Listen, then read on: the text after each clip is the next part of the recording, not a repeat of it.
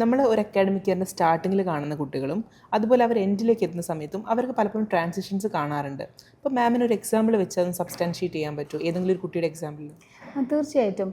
ഇപ്പം നമ്മൾ ഒരു കുട്ടീൻ്റെ ഒരു ലേണിംഗ് ജേർണി എന്ന് പറയുന്നത് starting to end we also try to document it. ഒന്ന്, അതിൻ്റെ മൾട്ടിപ്പിൾ പ്രൊവിഷൻസ് ഉണ്ട്. നമ്മുടെ ടീച്ചേഴ്സ് മെൻറ്റി കോൾ ചെയ്യുന്നുണ്ട്. അതിലൂടെ നമുക്ക് കുട്ടികളുടെ പൊട്ടൻഷ്യൽസ് കൂടുതൽ മനസ്സിലാക്കാനും, അതേപോലെ തന്നെ രണ്ടാമത്തേത് സ്റ്റുഡൻറ്റ് പോർട്ട്ഫോളിയോ ആണ്. സ്റ്റുഡൻറ്റ് പോർട്ട്ഫോളിയോയിൽ കുട്ടികളുടെ ഒരു ട്രാൻസിഷൻ നമുക്ക് കാണാൻ പറ്റും. ഫോർ എക്സാമ്പിൾ, ഒരു LKG കുട്ടി തുടക്കത്തിൽ ഒരു ഫാമിലിനെ കുറിച്ചൊരു പിക്ചർ വരയ്ക്കുമ്പം ചിലപ്പോൾ ഒരു വരയും ഒരു സർക്കിളൊക്കെ ഉണ്ടാവുള്ളൂ. പക്ഷേ ആ കുറച്ച് ദിവസം കഴിഞ്ഞ് ആ കുട്ടീൻ്റെ ഒരു ഡ്രോയിങ്ങിൽ കുറച്ചും കൂടെ ഡീറ്റെയിലിംഗ് കാണാൻ പറ്റും. And that is how the child is developing his thoughts and understanding the world എന്നുള്ളത് നമുക്ക് മനസ്സിലാക്കാൻ പറ്റും.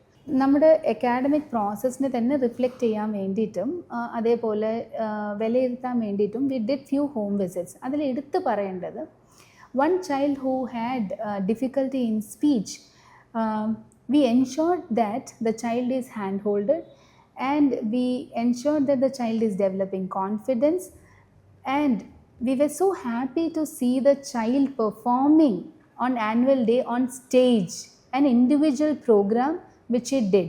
One milestone what we say that we are inclusive in nature. ആ ഇൻക്ലൂസീവ്നെസ് ആ കുട്ടി നമുക്ക് പ്രൂവ് ചെയ്തു by the performance what she did on stage. That is something which we really felt that everyone is working as a team for every child and we take every child as an individual. ദുബായിൽ വെച്ച് നമ്മൾ annual day conduct ചെയ്തപ്പം എൻ്റെ അടുത്ത് parents ഒരുപാട് കാര്യങ്ങൾ സംസാരിച്ചിരുന്നു റിഫ്ലെക്റ്റീവായിട്ട്. അതിൽ ഒന്ന് രണ്ട് കാര്യങ്ങൾ വ്യത്യസ്തമായും എൻ്റെ ഓർമ്മയിൽ നിൽക്കുന്ന ഒരു കാര്യങ്ങളാണ്. ഒന്നൊരു പാരൻറ്റ് പറഞ്ഞത് UKG സ്റ്റുഡൻ്റാണ്. UKG സ്റ്റുഡൻറ്റിന് നമ്മൾ ജനറലി പറയും വായിക്കാൻ പറ്റില്ല, അവർ വായിച്ച് പഠിക്കാൻ തുടങ്ങുന്നേ ഉള്ളൂ എന്നുള്ളത്.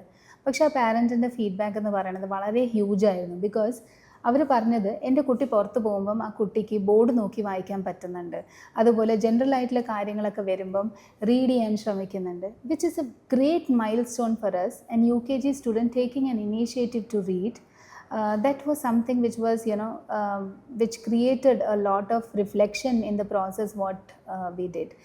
Second is about a child who is in grade 5. Okay, കുട്ടിക്ക് വീഡിയോ ഓൺ ആക്കാനും അതുപോലെ കുട്ടീൻ്റെ ഒരു സോഷ്യൽ കോണ്ടെക്സ്റ്റ് എന്ന് പറയുന്നത് വളരെ ഡിഫിക്കൽട്ടായിട്ടുള്ളൊരു കോണ്ടെക്സ്റ്റിന് വരുന്ന കുട്ടിയാണ്. അവിടെ ഒരു ടീച്ചറുടെ കണ്ടിന്യൂസ് മെൻറ്റി പ്രോഗ്രാമും കണ്ടിന്യൂസ് ഫോളോ അപ്ലോഡിങ് നമുക്ക് ആ കുട്ടിയിൽ ഒരു മാറ്റം വരുത്താൻ നമുക്ക് പറ്റി എന്നുള്ളത് വളരെ സന്തോഷമായിട്ട് എനിക്ക് പറയേണ്ട കാര്യമാണ്. അത് പറയാൻ കാരണം എന്താ വെച്ചാൽ, കുട്ടിക്ക് തീരെ കോൺഫിഡൻസ് ഇല്ലാതെ നമ്മൾ കുട്ടീനെ മോട്ടിവേറ്റ് ചെയ്ത് കുട്ടിക്ക് സ്റ്റേജ് പ്രോഗ്രാം ചെയ്യാൻ പറ്റും എന്ന് പറഞ്ഞു. കുട്ടി സ്റ്റേജിൽ കയറി ആദ്യം പറഞ്ഞത് എനിക്ക് ചെയ്യാൻ പറ്റില്ല. പക്ഷേ അവിടെ നമ്മുടെ entire community, teacher community, parent community, leader community എല്ലാവരും കുട്ടീൻ്റെ കൂടെ നിൽക്കുകയാണ് ചെയ്തത്. കുട്ടി സാരമില്ല പിന്നെ ചെയ്തോട്ടെ എന്ന് പറയാതെ നമ്മൾ ആ കുട്ടീൻ്റെ കൂടെ നിന്ന് കുട്ടീൻ്റെ കൂടെ പെർഫോം ചെയ്ത് കുട്ടീനെ കൊണ്ട് പെർഫോം ചെയ്യിക്കാൻ നമുക്ക് പറ്റി. ആൻഡ് അതിലൂടെ പാരൻറ്റ് പറഞ്ഞൊരു ഫീഡ്ബാക്ക് എന്ന് പറയുന്നത്, ഇങ്ങനത്തെ ഒരു എക്സ്പീരിയൻസ് എനിക്ക് ഇതുവരെ എൻ്റെ മോൾക്ക് കിട്ടിയിട്ടില്ല, ഞാൻ ഈ വർഷം സ്കൂൾ മാറാം എന്നുള്ളൊരു തീരുമാനത്തിലായിരുന്നു, പക്ഷേ ഇന്ന് ഞാൻ പറയുന്നു this is my right choice, the school is my right choice.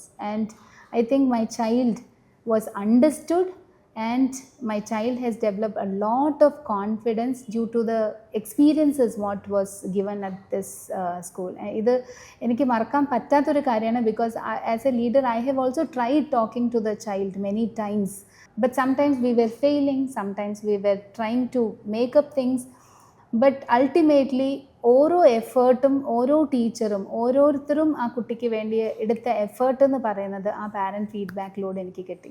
And I am really so happy for that. നമുക്ക് മാർക്കറ്റിൽ ഇപ്പോൾ ഒരുപാട് ടോയ് വേരിയൻറ്റ്സ് അവൈലബിൾ ആണ്. പക്ഷേ ഇത് യഥാർത്ഥത്തിൽ കുട്ടികളുടെ അവരുടെ ലേണിംഗ് സ്റ്റിമുലേറ്റ് ചെയ്യാൻ വേണ്ടി സഹായിക്കാറുണ്ടോ?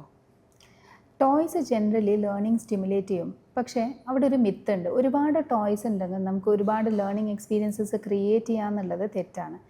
ജനറലി ഒരുപാട് ടോയ്സ് ഉള്ളപ്പം എന്താ സംഭവിക്കുന്നത് വെച്ചാൽ, ഒരു കുട്ടിക്ക് കോൺസെൻട്രേഷൻ ഒരു ടോയിൽ ജനറലി കിട്ടില്ല. ഒരു ടോയ് വെച്ച് തന്നെ മൾട്ടിപ്പിൾ ആക്ടിവിറ്റീസ് ചെയ്യലും അതേപോലെ മൾട്ടിപ്പിൾ ആയിട്ടുള്ള ഇമാജിനേഷൻ ഉള്ളൊരു സ്കോപ്പ് ഉള്ളപ്പോഴാണ് കുട്ടീൻ്റെ ഹോളിസ്റ്റിക് ഡെവലപ്മെൻറ്റും അതേപോലെ ക്രിയേറ്റീവ് ഡൊമൈനും ഇമാജിനേഷനൊക്കെ ഡെവലപ്പ് ആവുന്നത്. അതുകൊണ്ട് തന്നെ പാരൻസും അഡൽട്സും ടീച്ചർ എഡ്യൂക്കേറ്റേഴ്സും നോക്കേണ്ടത് ഒരുപാട് ടോയ്സ് ക്രിയേറ്റ് ചെയ്തുകൊണ്ട് ലേണിംഗ് എക്സ്പീരിയൻസ് വരണമെന്നില്ല. But how do we motivate children to use toys for their learning experiences? How do we motivate children to develop small toys matters a lot. നമുക്ക് ശ്രദ്ധിച്ചാൽ മനസ്സിലാവും, ഒരു കുട്ടിക്ക് ഒരു ചെറിയൊരു സാധനം, ഫോർ എക്സാമ്പിൾ ഒരു ഇല ചിലപ്പം അവരുടെ ഒരു വെജിറ്റബിളായി മാറും അവരുടെ കളിയിൽ. അതേപോലെ അതേ ഇല തന്നെയാണ് ചിലപ്പോൾ ചീനച്ചട്ടിയായി മാറുക, അതേ ഇല തന്നെയാണ് ചിലപ്പോൾ എന്താവുക ഒരു പ്ലേറ്റായി മാറുന്നത്. അവിടെയാണ് ആ കുട്ടികളുടെ ഇമാജിനേഷൻ നർച്ചർ ആവുന്നത്. So it is always good to have a toy which is open-ended so that more learning experiences can be created around that toy. Admission സമയത്ത് പാരൻസിന് വരുന്നൊരു കൺസേൺ ആണ്, മുന്നത്തെ അക്കാഡമിക് ഇയേഴ്സിലൊക്കെ കുട്ടികൾ സ്റ്റേറ്റ് സിലബസ് പഠിച്ച് അതിനുശേഷം അവർക്ക് ഹൈബ്രിഡ് മോഡിലേക്ക് മാറാൻ വേണ്ടി പറ്റുമോ, അതിൽ അവർക്ക് എന്തെങ്കിലും ബുദ്ധിമുട്ടുകൾ ഉണ്ടാവുമോ എന്നുള്ളത്. വളരെ വാലിഡ് ആയിട്ടുള്ള ക്വസ്റ്റ്യൻ ആണ്. ഇതിൽ നമ്മൾ അറിയേണ്ടത് ഫസ്റ്റ് ഓഫ് ഓൾ ഏതൊരു സിലബസ് നിന്നും മറ്റൊരു സിലബസിലേക്ക് പോകുമ്പം ജനറലി കുട്ടികൾക്ക് ബുദ്ധിമുട്ട് ഉണ്ടാവാറില്ല. ബിക്കോസ് കേരള സിലബസ് ആയാലും CBSE ആയാലും they are build on competency base. That is ഒരു ഏജിന് ചില കോമ്പിറ്റൻസീസ് ആവശ്യമുണ്ട്, അതിനനുസരിച്ചായിരിക്കും അവർ സിലബസ് ഡെവലപ്പ് ചെയ്യുന്നത്. പക്ഷെ അതിൻ്റെ കോണ്ടൻറ്റിലായിരിക്കും ചിലപ്പോൾ വ്യത്യാസം ഉണ്ടാവുക. ഫോർ എക്സാമ്പിൾ കേരള സിലബസിൽ ഹിസ്റ്ററിയിൽ നോക്കുകയാണെങ്കിൽ ഹിസ്റ്ററീൻ്റെ കോണ്ടൻറ്റ് എന്ന് പറയുന്നത് it will be related to Kerala history. അതേപോലെ തന്നെ CBSEയിൽ നമ്മൾ നോക്കുകയാണെങ്കിൽ it would be based on the national history. So during the admission process we have something called as diagnostic test. ഈ ഡയഗ്നോസ്റ്റിക് ടെസ്റ്റിൽ നമുക്ക് മനസ്സിലാക്കാൻ പറ്റുന്നത് കുട്ടി ആ ഗ്രേഡ് ലെവൽ കോമ്പിറ്റൻസി അച്ചീവ് ചെയ്തിട്ടുണ്ടോ ഇല്ലേ എന്നുള്ളതാണ്. ഇൻ കേസ് കുട്ടി അച്ചീവ് ചെയ്തിട്ടില്ലെങ്കിൽ ക്ലാസ്സിൻ്റെ ഒപ്പം തന്നെ പാരലലി നമുക്ക് ബ്രിഡ്ജ് പ്രോഗ്രാമും നടക്കും. ഈ ബ്രിഡ്ജ് പ്രോഗ്രാമും അതേപോലെ കോമ്പിറ്റൻസി ബേസ്ഡ് എഡ്യൂക്കേഷൻ ആയതുകൊണ്ട് തന്നെ ആ ട്രാൻസിഷനിൽ അത്രയും കുട്ടികൾക്ക് ബുദ്ധിമുട്ട് വരാറില്ല. പലപ്പോഴും നമ്മുടെ സ്കൂൾ സിസ്റ്റത്തിൽ കാണുന്നൊരു ഡിഫിക്കൽട്ടിയാണ്, ഒരു ക്രൗഡഡ് ആയിട്ടുള്ള ക്ലാസ് റൂമിൽ ഓരോ കുട്ടിക്കും ഇൻഡിവിജ്വൽ അറ്റൻഷൻ കിട്ടാറില്ല. അത് നമ്മുടെ ഹൈബ്രിഡ് മോഡലിൽ നമ്മൾ എങ്ങനെയാണ് കാണുന്നത്? Okay, so one thing in hybrid model is student ratio in A class. Okay, teacher student ratio in A class. Generally നമ്മളൊരു ഫിസിക്കൽ സ്കൂളിൽ കാണുമ്പോൾ മിനിമം 35-30 സ്റ്റുഡൻസ് ആയിരിക്കും ഉണ്ടാവുക. നമ്മുടെ ഒരു ക്ലാസ്സിൻ്റെ സ്ട്രെങ്ത് എന്ന് പറയുന്നത് 15 സ്റ്റുഡൻസ് ആണ്. First thing.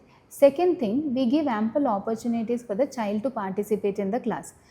നമ്മുടെ സെഷൻസ് ഫെസിലിറ്റേഷൻസ് ഓൺലൈൻ ആണെങ്കിൽ പോലും നമ്മൾക്ക് കുട്ടികൾക്ക് റെസ്പോണ്ട് ചെയ്യാനുള്ള ഒരുപാട് ഓപ്പർച്യൂണിറ്റീസ് കൊടുക്കാറുണ്ട്. ഒന്ന്, teachers have tactics on calling out names of children randomly. അപ്പോൾ ഓരോ കുട്ടിക്കും ഓരോ വീക്കും ഓരോ ദിവസം പറയാനുള്ള ഒരു ചാൻസ് കൊടുക്കുക എന്നുള്ളതാണ്. അതല്ലാതെ തന്നെ കുട്ടിക്ക് എക്സ്പ്രസ് ചെയ്യാനുള്ള ഒരുപാട് മാർഗങ്ങൾ ഓൺലൈനിലുണ്ട്. സോ നമ്മുടെ യൂസിങ് ടെക്നോളജി വി യൂസ് മെൻറ്റിമീറ്ററിൽ എല്ലാ കുട്ടികളുടെയും റെസ്പോൺസസ് വരും. അപ്പോൾ ആ മെൻറ്റിമീറ്ററിൽ ആ ക്ലൗഡ് വരുന്ന സമയത്ത് കുട്ടീൻ്റെ റെസ്പോൺസ് സ്ക്രീനിൽ കാണുമ്പോൾ തന്നെ അതൊരു വലിയ റെക്കഗ്നേഷനാണ്.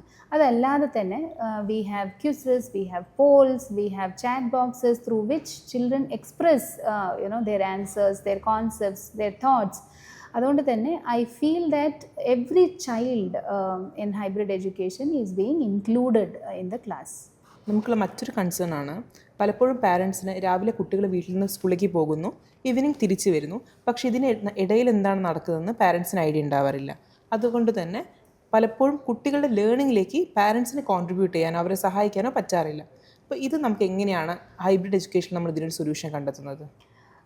ഹൈബ്രിഡ് എഡ്യൂക്കേഷൻ എന്ന് പറയുന്നത് ഒരു ഗൈഡഡ് ഹോം സ്കൂളിംഗ് ആണ്. ഇവിടെ നമ്മൾ ചെയ്യുന്നത് we are partnering with the parents. ഒന്ന്, ഓൺലൈൻ ഫെസിലിറ്റേഷൻ നടക്കുന്നത് വീട്ടിൽ നിന്ന് തന്നെയാണല്ലോ ചൈൽഡ് അറ്റൻഡ് ചെയ്യുന്നത്. അപ്പോൾ പാരൻസിന് വ്യക്തമായിട്ടുള്ള ധാരണയുണ്ട് എന്താണ് നടക്കുന്നത് എന്നുള്ളത്.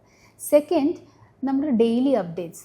നമുക്ക് ഇന്ന് ഇപ്പോൾ ഫോർ എക്സാമ്പിൾ ഒരു 3 സെഷൻസാണ് കുട്ടികൾക്ക് നടന്നിരിക്കുന്നത്, 3 വ്യത്യസ്ത സബ്ജക്ട്സിലാണെങ്കിൽ ആ 3 വ്യത്യസ്ത സബ്ജക്റ്റുകളിലും എന്തൊക്കെയാണ് ടീച്ചർ എടുത്തത്, ആ ടോപ്പിക്ക്, ആ PPT, അതിൻ്റെ നോട്ട്സ്, അത് ഇനി എക്സ്റ്റെൻഡ് ആയിട്ട് എക്സ്പ്ലോർ ചെയ്യാനുള്ള ക്വസ്റ്റ്യൻസ്, ഇതെല്ലാം നമ്മൾ എന്ത് ചെയ്യും, അന്ന് തന്നെ നമ്മുടെ ലേണിംഗ് മാനേജ്മെൻറ്റ് സിസ്റ്റത്തിൽ അപ്ഡേറ്റ് ചെയ്യും. So parents R pretty clear on what is happening at school, what kind of learning experiences the child is getting and what is expected. പിന്നെ നമ്മൾ ചെയ്യുന്നത് പാരൻറ്റ് ഹാൻഡ് ഹോൾഡിംഗ് ആണ്, പാരൻറ്റ് മെൻറ്ററിങ് ആണ്. So that പാരൻറ്റും ചൈൽഡും തമ്മിലുള്ള ഒരു interaction, അതിന് പാരൻസിന് അക്കാഡമിക്കലി എല്ലാത്തിലും നോളജ് ഉണ്ടായിക്കൊള്ളുന്നില്ല. It is the conversation what the parent can do. ഒരു പാരൻറ്റിന് ഇപ്പോൾ ഒരു കുട്ടി ഒരു ആക്ടിവിറ്റി ചെയ്യുമ്പോൾ അതെന്താണ് ചെയ്യുന്നത് മനസ്സിലാക്കാനുള്ള ഒരു ഓപ്പൺ എൻഡഡ് ക്വസ്റ്റ്യനും, അതേപോലെ കുട്ടീൻ്റെ എക്സ്പ്ലോറേഷനെ നാവിഗേറ്റ് ചെയ്യാനുള്ള ക്വസ്റ്റ്യൻസ് പോലും നമ്മൾ LMSൽ അപ്ലോഡ് ചെയ്യുന്നതാണ്. So through which the parent is very clear on what my child is learning and what kind of learning experiences the child is getting. Structured online education കൊണ്ട് Markaz hybrid education നമ്മൾ എന്താണ് അർത്ഥമാക്കുന്നത്? Structured എന്ന് പറയുമ്പോൾ we help the child to organise things. That is ഒരു കുട്ടിക്ക് ഒരു time ടേബിളും ഇല്ലാതെ നമ്മൾ ലേണിംഗ് എക്സ്പീരിയൻസസ് ക്രിയേറ്റ് ചെയ്യുമ്പോൾ കുട്ടിക്ക് നാവിഗേറ്റ് ചെയ്യാൻ പറ്റില്ല. ബിക്കോസ് അത് അവരുടെ ഒരു ഗ്രേറ്റർ ഡിസ്പൊസിഷനിലേക്ക് പോകേണ്ട ഒരു കാര്യമാണ്, ഹൗ ടു ഓർഗനൈസ് തിങ്സ് എന്നുള്ളത്. So we give them a time table. they know how many sessions are there in a day. അപ്പോൾ അവരുടെ ടൈമിങ്സ് എപ്പോഴാണ്. സോ ഈ ഒരു സെഷൻസിൻ്റെ ടൈമിങ്ങും ടൈം ടേബിളൊക്കെ കൊടുക്കുമ്പോൾ കുട്ടിക്ക് അവരവരുടെ കാര്യങ്ങൾ ഓർഗനൈസ് ചെയ്യാനും ഒരു റൊട്ടീനിലേക്ക് ഡെയിലി റൊട്ടീനിലേക്ക് വീഴാനും ഹെൽപ്പ് ചെയ്യും. ഇതാണ് നമ്മൾ സ്ട്രക്ചേർഡ് എന്ന് മീൻ ചെയ്യുന്നത്. ഒരിക്കലും ഒരു കുട്ടീൻ്റെ ലേണിങ്ങിനെ നമുക്ക് സ്ട്രക്ചർ ചെയ്യാൻ പറ്റില്ല. ബിക്കോസ് ഓരോ കുട്ടീൻ്റെയും ലേണിംഗ് എക്സ്പീരിയൻസസ് ഡിഫറെൻ്റ് ആണ്, അവർ നാവിഗേറ്റ് ചെയ്യുന്ന രീതി ഡിഫറെൻ്റ് ആണ്. അവർ ഒരു യൂണി ഡയറക്ഷണൽ വേയിലല്ല നമ്മുടെ ലേണിംഗ് നടക്കുക. It will have its own ups and downs based on the context of the child. പല ഫാക്ടേഴ്സും അവർ എഫക്റ്റ് ചെയ്യും. ഫോർ എക്സാമ്പിൾ ഒരു ലാർജർ ഈക്കോ സിസ്റ്റമിൽ വരുന്ന ചേഞ്ചസ് പോലും ഒരു കുട്ടീൻ്റെ പഠനത്തിനെയും ലേണിംഗ് എക്സ്പീരിയൻസസിനെയും എഫക്റ്റ് ചെയ്യുന്നതാണ്. സോ അവിടെ നമ്മൾ ശ്രദ്ധിക്കുന്നത് ഒരു individualised learning plan teachers structure ചെയ്യും. പക്ഷെ ആ സ്ട്രക്ചർ കുട്ടിയിലേക്ക് എത്തില്ല, കുട്ടിക്ക് അതൊരു എക്സ്പ്ലോറേഷൻ ആയിട്ട് മാറും. But ultimately what I would say is that Markaz hybrid education would help the child to develop a daily routine, organize and take ahead his inquiry or exploration. Markaz hybrid എഡ്യൂക്കേഷനിൽ നമ്മൾ റെഗുലറായിട്ട് നടത്തുന്ന ഓഫ്ലൈൻ മീറ്റപ്സ് എങ്ങനെയാണ് കുട്ടികളുടെ emotional ഗ്രോത്തിലേക്ക് contribute ചെയ്യുന്നത്?